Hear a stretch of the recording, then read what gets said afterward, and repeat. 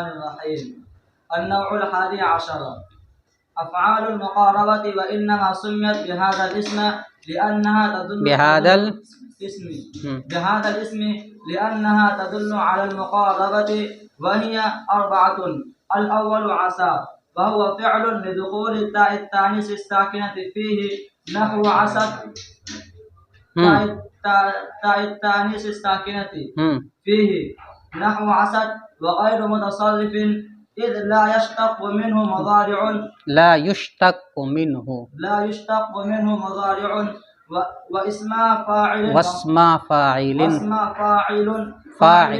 واسم فاعل ومفعول وأمر ونهي مثلا. دیکھو، بسم اللہ الرحمن الرحیم. النوع الحادی عشر، 11ویں قسم، افعال المقاربتی، افعال مقاربہ ہے. 11ویں قسم افعال مقاربہ ہے. وَإِنَّمَا سُمِّيَتْ بِهَذَا الْإِسْمِ لِأَنَّهَا تَدُلُّ عَلَى الْمُقَارَبَةِ، اور اس نام کے ساتھ ان افعال کا نام رکھا گیا ہے، اور اس نام کے ساتھ ان افعال کا نام رکھا گیا ہے اس لیے کہ یہ افعال مقاربت پر، قریب ہونے پر دلالت کرتے ہیں. بیان چل رہا ہے افعال عاملہ کا. کس کا بیان چل رہا ہے؟ انہی میں سے ایک افعال مقاربہ تھا. اس سے پہلے افعال ناقصہ کو بیان کیا گیا ہے، اور افعال ناقصہ کا عمل یہ ہے کہ وہ اپنے اسم کو رفع اور خبر کو نصب دیتا ہے. افعال مقاربہ بھی اپنے اسم کو رفع اور خبر کو نصب دیتا ہے. افعال مقاربہ جو ہے یہ 3 معنی کے لیے استعمال ہوتا ہے. نمبر 1، امید کے لیے، یعنی یہ بتلانے کے لیے کہ اسم کے لیے خبر کے حاصل ہونے کی امید ہے. جیسے کہ اس کی مثال دی گئی ہے عسى اللہ ان يدخلنی الجنہ، امید ہے کہ اللہ تعالیٰ مجھے جنت میں داخل کر دے. یقین کے ساتھ کوئی نہیں کہہ سکتا. اسی طریقے سے ایک اور مثال دی گئی عسى النبی صلی اللہ علیہ وسلم ان یشفع لی، امید ہے کہ نبی کریم صلی اللہ علیہ وسلم قیامت کے دن میرے لیے سفارش کریں گے.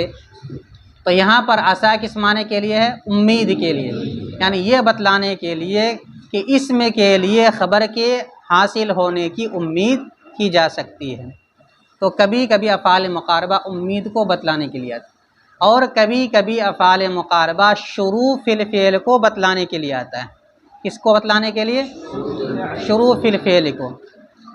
جیسے طفق یخصفان علیہما، وہ دونوں اپنے اوپر درخت کے پتے کو چھپانے لگے.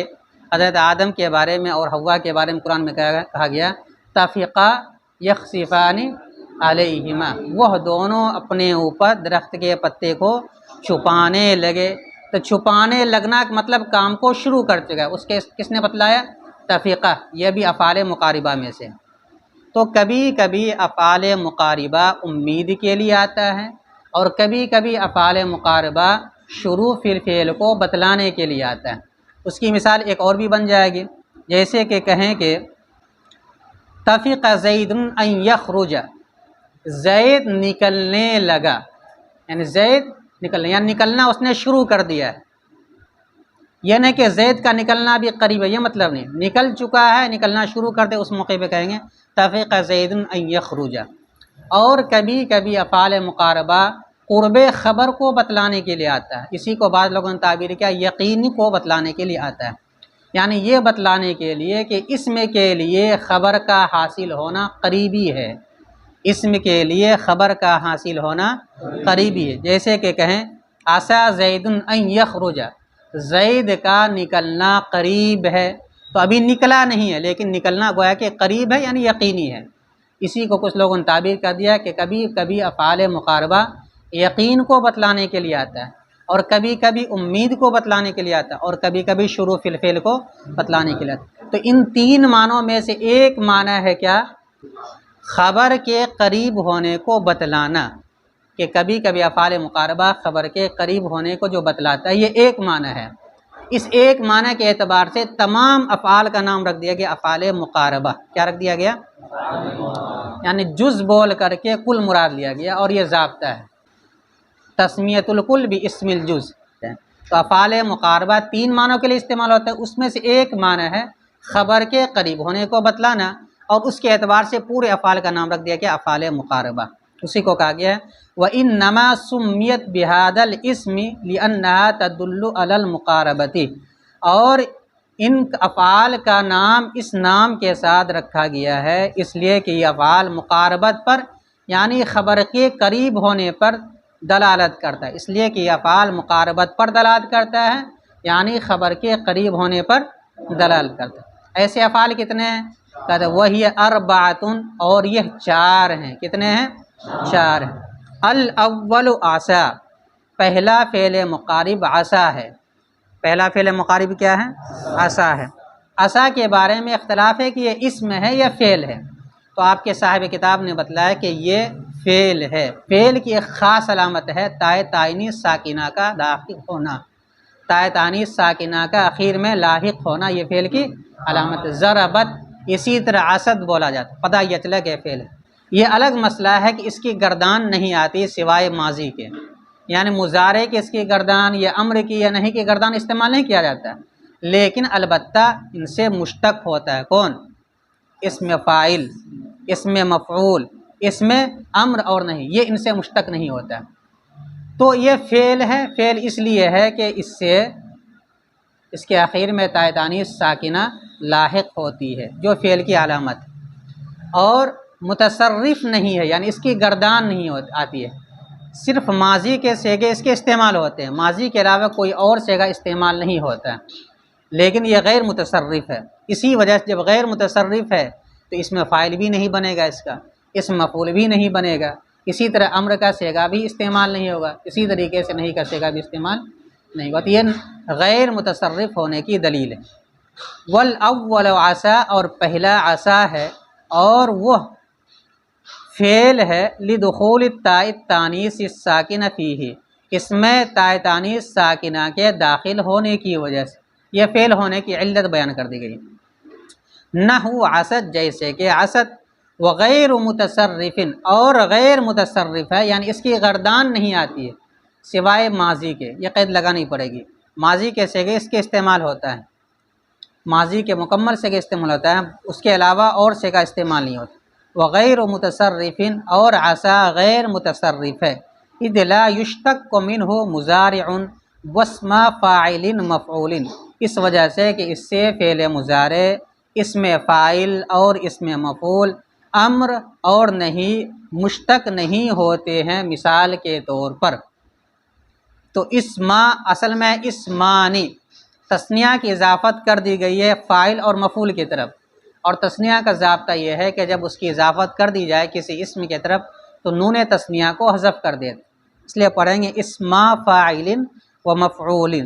اور مثلا جو ہے یہ مفعول مطلق ہے فعل محذوف کا، مثلتو، مثلا میں نے مثال دی، مثال دینا، یہ چند مثالیں میں نے دی کہ یہ ان سے مشتق نہیں ہوتا ہے، اس وجہ سے یہ غیر متصرف۔ تو خلاصہ کیا ہے کہ افعال مقاربہ میں سے ایک عسا ہے، اور یہ عسا فعل ہے۔ فعل کی علامت یہ ہے کہ اس کے آخر میں تائے تانیث ساکنہ آتی ہے، البتہ اس کی گردان نہیں ہوتی، یہی وجہ ہے کہ اس سے نہ اس میں فاعل استعمال ہوتا ہے، نہ اس میں مفعول استعمال ہوتا ہے، نہ فعل مضارع استعمال ہوتا ہے، نہ ہی امر استعمال ہوتا ہے، اور نہ ہی نہیں استعمال ہوتا، لیکن ہے یہ فعل۔ اور عسا کس کے لیے آتا ہے؟ خبر کے قریب ہونے کو بتلانے کے لیے بھی آتا ہے اور امید کو بتلانے کے لیے بھی آتا ہے۔ پھر اس کے بعد بتلائیں گے کہ عسا 2 طرح کے استعمال ہوتے ہیں، ایک عسا ناقصہ اور ایک عسا تامہ۔ عسا ناقصہ اسے کہیں گے کہ جس کے اندر اس کے فاعل کے لیے خبر کی ضرورت ہو، اور تامہ اسے کہیں گے کہ جس کے لیے اس کے فاعل کے لیے خبر کی ضرورت نہ ہو۔ اور دونوں کے پہچاننے کا طریقہ یہ ہوگا کہ عسا کے فوراً بعد اگر فعل مضارع ان کے ساتھ آ رہا ہے تو یہ سمجھا جائے گا کہ یہ عسا تامہ ہے، اور اگر بغیر ان کے آ رہا ہے تو سمجھا جائے گا عسا ناقصہ ہے۔ ترجمہ پھر سے دیکھو، اور 11ویں قسم افعال مقاربہ ہے، اور ان افعال کا نام سمیت میں جو ہی ضمیر ہے وہ لوٹ رہی افعال کی طرف، اور ان افعال کا نام اس نام کے ساتھ رکھا گیا ہے اس لیے کہ یہ افعال مقاربت پر دلالت کرتے ہیں۔ وہی اربعۃ، اور یہ 4 افعال ہیں۔ نمبر 1 عصا، اور یہ فعل ہے، اس میں تائے تانیث ساکنہ کے داخل ہونے کی وجہ سے، اور غیر متصرف ہے، یعنی اس کی گردان نہیں آتی، اس وجہ سے کہ اس سے فعل مضارع، اسم فاعل اور اسم مفعول، امر اور نہیں مشتق نہیں ہوتے ہیں۔ مثال کے طور پر، مثلاً کا ترجمہ کیا کریں گے؟ مثال کے ترکیب بھی بہت آسان ہے۔ النوع موصوف، الحادی عشرہ اس کی صفت، موصوف اپنی صفت سے مل کر اس کو بنا دیں گے مبتدا۔ احد عشرہ سے لے کر کے 19 عشرہ تک کے جو اعداد ہیں وہ دونوں جز مبنی بر فتح ہیں سوائے 12 کے، لیکن 12 کو اگر فاعل کے وزن پر لے آ جائے، ثانی لے آئے، ہادی لے آئے، ثالث لے آئے، یعنی فاعل کے وزن پر اگر یہ اسم اعداد آ جائے 11 سے لے کر کے 19 تک، تو دونوں جز مبنی بر فتح ہوں گے بغیر کسی استثناء کے، یعنی ثانیہ عشرہ ہی پڑھا جائے گا۔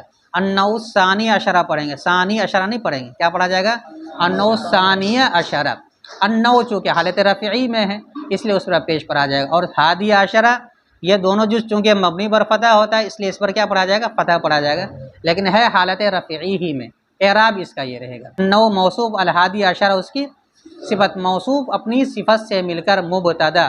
افعال المقاربتی، افعال مضاف، المقاربتی اس کا مضاف الیہ، مضاف مضاف الیہ سے مل کر خبر، مبتدا اپنی خبر سے مل کر جملہ اسمیہ خبریہ۔ واو مستانفہ، انما کلمہ حصر، کیا بنائیں گے اس کو؟ جب حرف مشبہ بالفعل پر ما کافہ داخل ہو جائے تو وہ عمل کرنے سے روک دیتا ہے، اور ایسے حرف کو کہا جاتا ہے کلمہ حصر، یعنی حصر کے معنی پیدا کر دیتا ہے، ایسا ہی ہے۔ واو مستانفہ انما کلمہ حصر، سمیت فعل مجہول، ہی ضمیر اس کا نائب فاعل، با حرف جار، ہادہ موصوف، الاسمی صفت، موصوف اپنی صفت سے مل کر مجرور ہوا با حرف جار، جار اپنے مجرور سے مل کر متعلق اول ہوا سمیت فعل مجہول، اور اصل کے اعتبار سے یہ مفعول بہ ثانی ہے، اصل کے اعتبار سے یہ مفعول بہ ثانی ہے، تو لفظاً تو ہے یہ مجرور لیکن محلاً منصوب ہے۔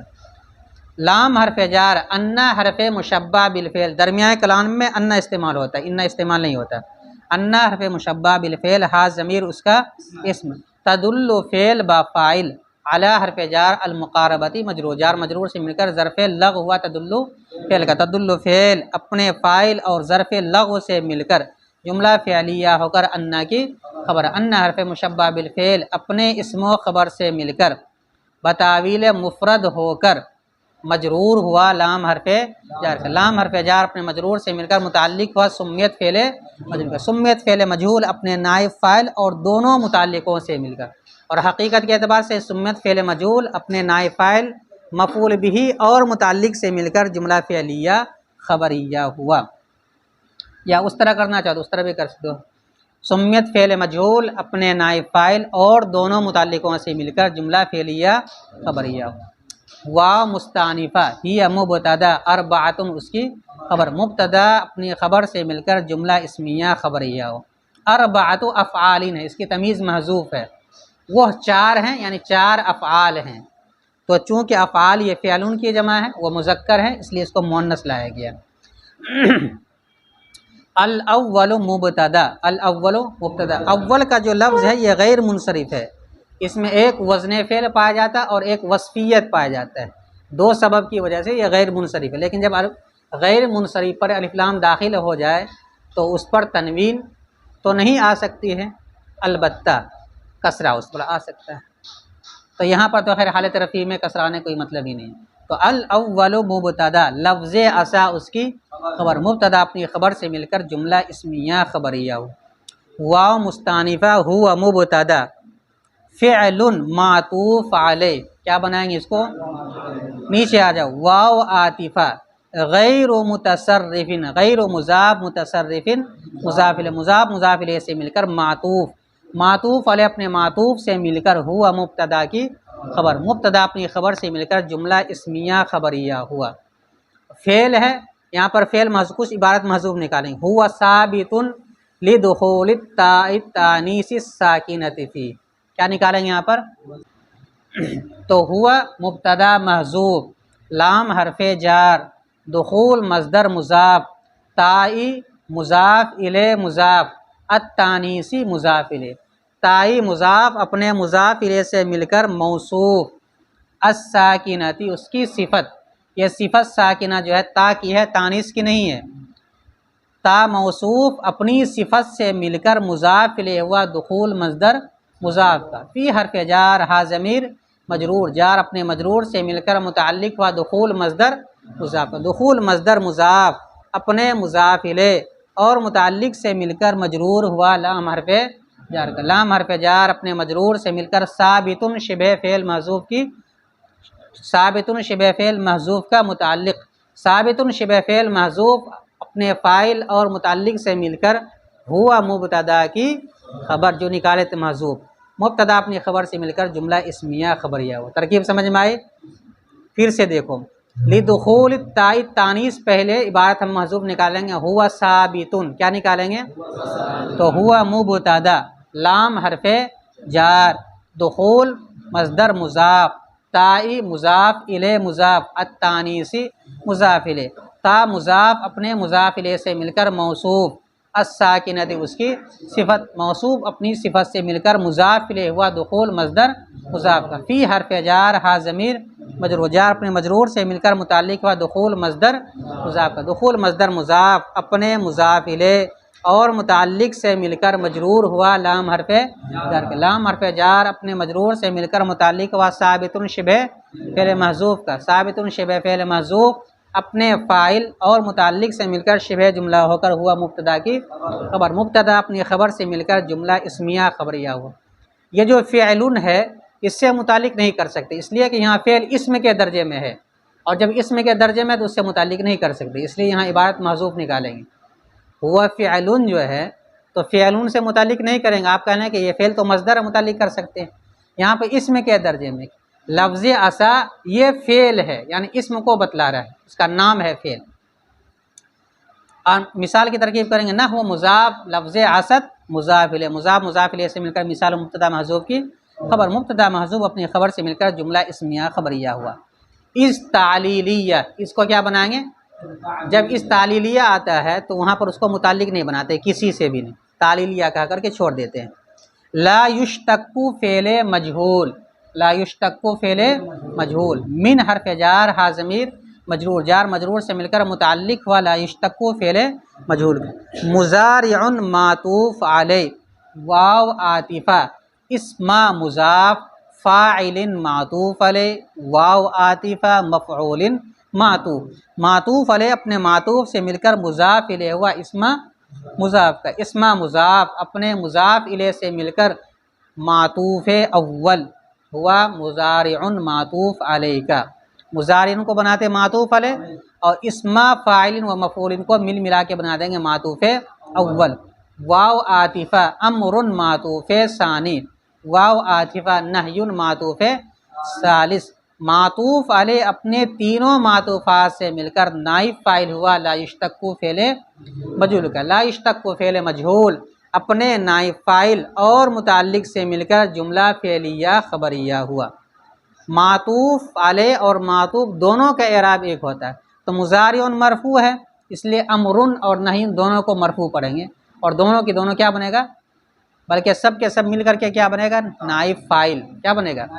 پھر سے دیکھو ترکیب، اس تعلیلیہ لا یشتق فعل مجہول، منہ جار مجرور سے مل کر متعلق، مضارع معطوف علیہ، واو عاطفہ، اسم مضاف، فاعل و مفعول معطوف، معطوف علیہ سے مل کر مضاف الیہ، مضاف مضاف الیہ سے مل کر معطوف اول، واو عاطفہ امر معطوف ثانی، واو عاطفہ نہی معطوف ثالث، معطوف علیہ اپنے تینوں معطوفات سے مل کر نائب فاعل ہوا لا یشتق فعل مجہول، لا یشتق فعل مجہول اپنے نائب فاعل اور متعلق سے مل کر جملہ فعلیہ خبریہ ہوا۔ مثلا اس سے پہلے فعل محذوف ہے، کیا؟ مثلت مثلا، یہ چند میں نے مثالیں دی، میں نے مثال دی، مثال دینا، میں نے چند مثالیں دی، اسی کا ترجمہ کیا جاتا ہے۔ تو مثلا مفعول مطلق ہے فعل محذوف مسلتو فعل کا، مسلتو فعل اپنے فاعل اور مفعول مطلق سے مل کر جملہ فعلیہ معترضہ ہوا۔ جیسے ایزن کی ترکیب کرتے ہیں ویسے مثلا کی بھی ترکیب کریں گے۔ 11ویں قسم افعال مقاربہ ہے، اور اس نام کے ساتھ ان افعال کا نام رکھا گیا ہے، اور اس نام کے ساتھ ان افعال کا نام رکھا گیا ہے اس لیے کہ، لام کا ترجمہ کریں گے اس لیے کہ یہ افعال مقاربت پر دلالت کرتے ہیں۔ مقاربت کا مطلب خبر کے قریب ہونے پر دلالت کرتے ہیں، یعنی یہ بتلاتا ہے کہ خبر اسم کے لیے قریب ہے، خبر کا حاصل ہونا اسم کے لیے قریب، اس لیے کہ یہ افعال مقاربت پر دلالت کرتے ہیں۔ اور یہ 4 افعال ہیں، تمیز محذوف ہے۔ پہلا عصا ہے، اور وہ فعل ہے، اس میں تاء تانیث ساکنہ کے داخل ہونے کی وجہ سے، جیسے کہ عصت، اور غیر متصرف ہے، یعنی اس کی گردان نہیں آتی، اس وجہ سے کہ اس سے فعل مضارع، اسم فاعل اور اسم مفعول امر اور نہیں مشتق نہیں ہوتے ہیں، نہیں کیے جاتے ہیں، نہیں ہوتے ہیں، جیسا کہ میں نے مثال دی۔